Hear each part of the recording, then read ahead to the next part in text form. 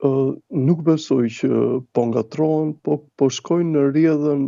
e zakonshme të paqartësisë që ndjekin zakonisht muajt e parë mbas zgjedhjeve. Keni parasysh që sa më shumë të kalojnë muajt, aq më shumë do kthjellohen partitë, sepse po ta shikoni me kujdes, nuk ka lëvizje thelbësore, për shembull, për demokracinë e brendshme të partive. Përpjekjen e parë po e bën Partia Demokratike sepse ka mandatin e katërt që është në opozitë. Ju kam thënë edhe një herë tjetër dhe uroj që ta mbani mend që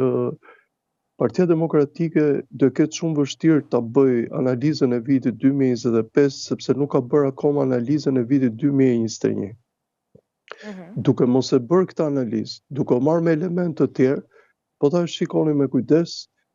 tashmë individ të cilët e ndjen veten jashtë konjunkturave të reja të Partisë Demokratike, individ të tjerë të cilët besonin shumë që do ishin në listat e mbyllura, sepse tek e fundit çdo individ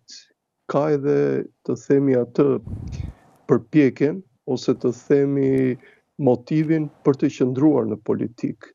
Dhe këtu është bërë një grupim jo aq i vogël i njerëzve që janë shumë të pa kënaqur me gjërat që kanë ndodhur në Partinë Demokratike. Besoj futet zoti Ali Mehmeti, i cili është shumë i moderuar, futet zoti Sula, i cili nuk e mban dot të themi zhgënjimin shumë të madh,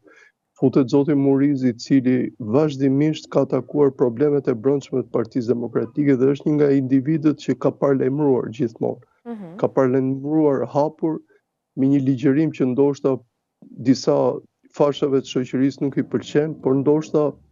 është i vetmi lloj ligjërimi që ai mendon që mund të shkojë tek pjesa më e madhe. Të gjitha këto zoti Berisha, të paktën para syve të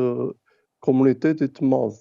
të demokratëve, i duan sepse thotë tek e fundit jemi Parti Demokratike.